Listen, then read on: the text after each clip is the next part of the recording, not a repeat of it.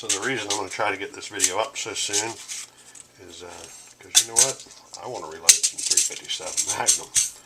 And never gotten to do it on a progressive press, and I've got plenty of material, so I'm ready to reload it.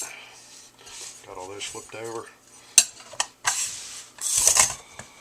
We're going to try to scatter them about, and we'll start picking them up. Another pickup tube.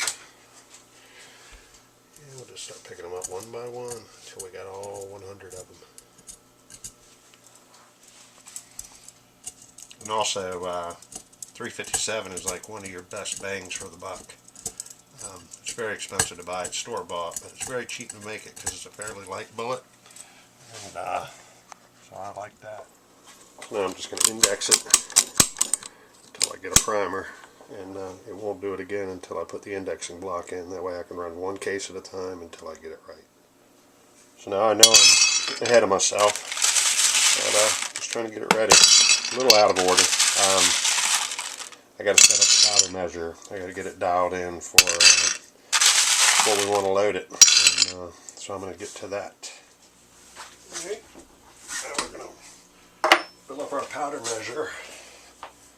And this thing will hold just under a pound. This is an 8-pound keg. And this stuff's really fine. So it'll the adjustments on the powder feeder will be really quick because it fills it up so consistently because it's such a fine powder. It's not fluffy, it's just hardcore fine.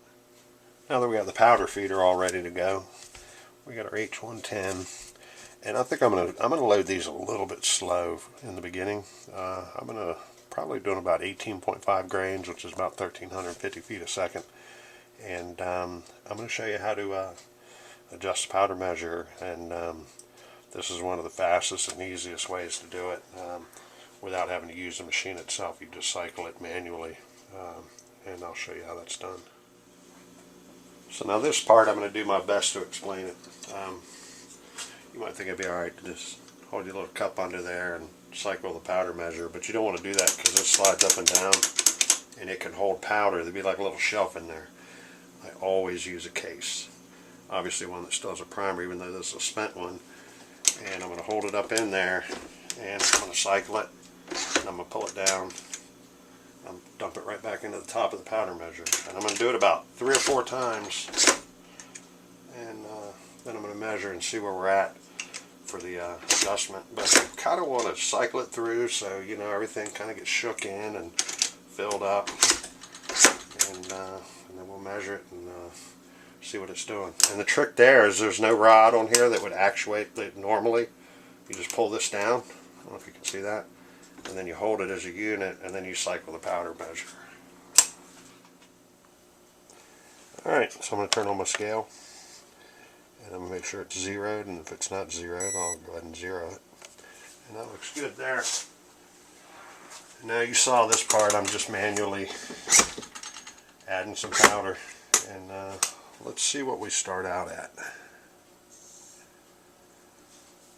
13.5. We're going to need a little better than that.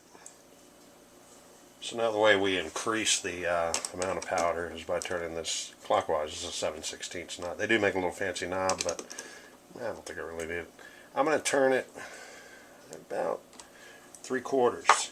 And now this is the part where you would think, oh, I'm just going to cycle it and dump it and see what it is. Nope. Every time, especially if you're lowering your dosage, I like to cycle it at least twice before I take my 3rd sample, which will be the new weight. Alright, we're getting there, we're getting there.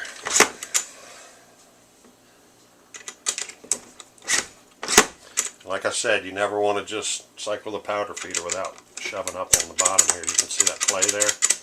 Like I said, it'll catch the powder, it'll give you a bad measurement, and it'll also potentially make a mess. See what we got now. 16.5. We're getting close, so I'm going to start dialing it slow. Alright, I went about another 1/4 turn. Let's see what we got. 17.3. Let me go about another 1/4 turn. Alright, so I turned it a little over a quarter this time. Hopefully I didn't blow by it. And I've cycled it twice and dumped it. And now, let's see what we got. Look at that, 18.4. I don't think I'm going to try for the 18.5. I think I'm going to leave it right there. I'm happy with that. So now we'll get to taking the first case through there and start the reloading process. Now this is the cool part about not having this block installed, because I moved that primer around. You saw that earlier. So every time I move the handle, it's never going to cycle a new primer through unless I pull it through manually. So now we're getting close. I'm going to drop in a single case, bring it on, resize it, decap it or deprime it. Comes around to the next one. I don't know if you can see that. Oh, prime it. I'm going to powder it and bell it, and then I'm going to check it at the next station. See how it does. Now I saw a little bit of powder fall at that one. I'm going to make sure it doesn't do that again. Now powder feed systems will always give you problems. And we're right there, 18.4. So I'm going to go ahead and finish loading this one. I'll dump it back in the case, put a bullet in it, and send it on its way, and then load the machine up. And back on we go. Got me a bullet, 125 grain wad cutter. I'm going to seat it. Perfect. Spit it out this side. Got a complete round, and I'll check the overall length and all that, and then I'll go ahead and load the machine up, and we'll run some. Hopefully we won't have any problems with the powder spilling.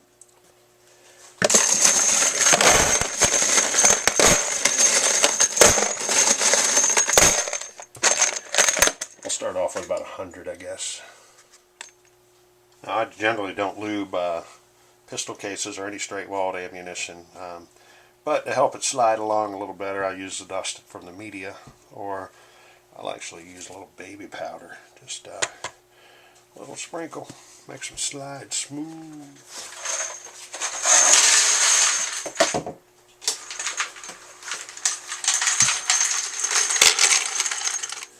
So now I'm going to put this little guy back on so that we can cycle the primers normally, and then we're going to be ready for some progressive reload.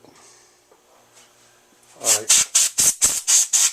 So we're going to start with a really clean machine, because spotting powder coming out, you know that you have a problem when you see that. So bring the first case on, size it, deprime it, comes around, puts in a new primer, sizes, deprimes, new primer in that one, pull that case feeder off. See, I got a case belt, and that's not too bad there.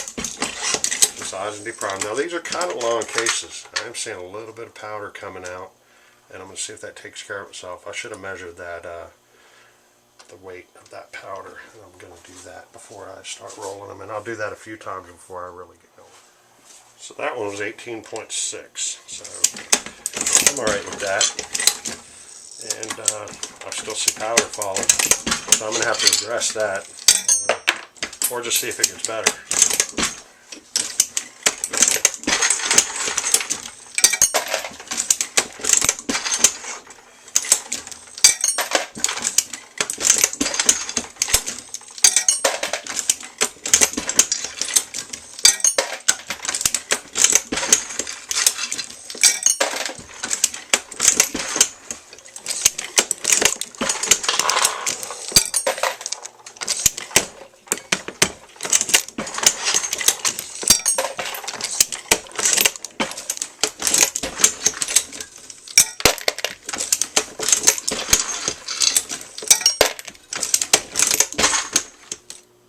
So I ran right at 200 of them, and you know, they all came out pretty well, even though the powder was sprinkling everywhere, which kind of drives me nuts. Let me know if anybody's had any experience with that. That's annoying, to say the least, and I guess in that first video you can see why I don't put too much lube on my press, because it would have been stuck on there like glue. But works fine for single stage loading, but I guess the Dillon powder feeder, I'll call Dillon, and I have a feeling they're just going to say that's just part of the beast when you use that super fine powder that's finer than sand. So let me know if anybody's had any experience with that. Oh yeah. Time to Hated all that powder.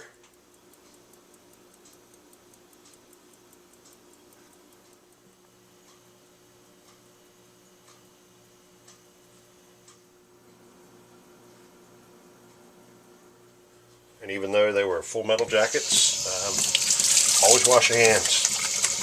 I think it's very important.